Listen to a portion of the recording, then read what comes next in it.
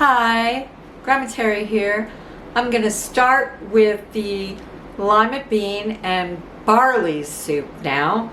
We'll get a recap on the roast that's been roasting all day with the lovely Guinness here in just a few.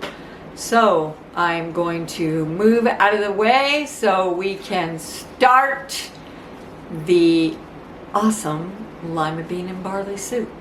Oh, I was going to tell you the story. Well, my mom was a girl and she lived in Portland, Maine. I guess there was some restaurant that I've never been able to figure out that made Lima Bean and Barley soup in the winter. And her brother loved to go there and eat it. And she kept on telling me that she wanted it. So this is like, I don't know, I've made like 10 iterations of it at least until I finally got something that tasted decent to her. Except we just can't put too many lima beans. Not too many lima beans. So without further ado, we will get to making.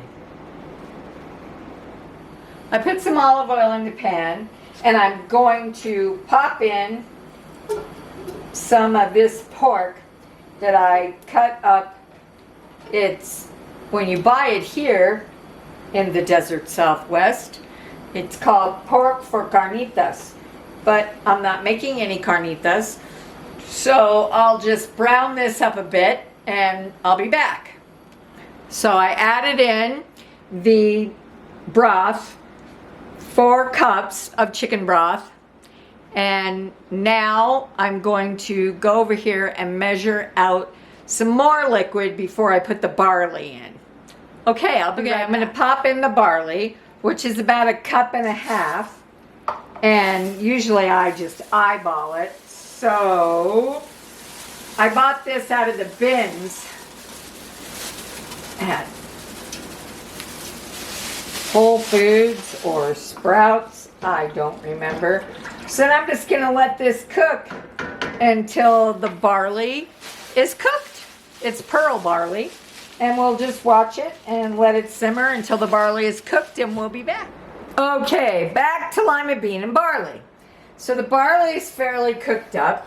I'm going to add 1 cup of frozen lima beans and stir them around. Yes, I can't put too many lima beans because it makes my mother unhappy. And then, in order to get the correct flavoring, I had cooked in a pot about 10, 20 baby carrots, 2 celeries, and I flavored with 1/2 onion whole, which I scooped out and got rid of, but then I pulverized it all, and this will give it some thickness and flavor, and that way there's no onions even floating. It just gives it the flavor. So I put this all in, and then I'm going to stir this around and let it cook for a bit more, and it will be nice and soupy. All right, well, here we are with our Lima Bean and Barley soup. It is all completely finished, and I am going to dish it up into some containers to freeze for my mother, but I'll scoop out a bit so you can see how lovely it is. I gotta grab a little container from over here.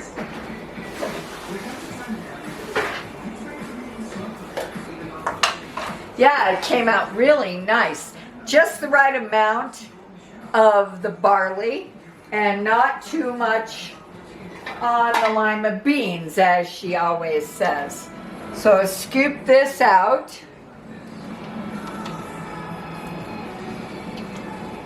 And it is quite wonderful looking.